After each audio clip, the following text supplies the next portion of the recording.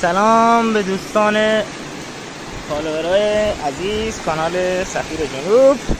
وای گوشیم هم زداب نیست، ولی برای شما دوستان اومدم از این منظره زیبا فیلم بگیرم.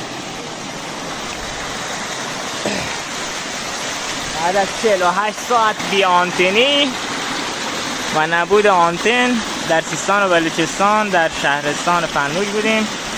48 ساعت بارندگی بود، تقریبا آنتن هم رفت و بعد از اون امروز هوا صاف شد و روز جمعه تونستیم بیایم بیرون، آنتن هم اومد و امروز میتونم فیلم ها رو براتون بارگذاری کنم. لایک و سابسکرایب یادتون نره.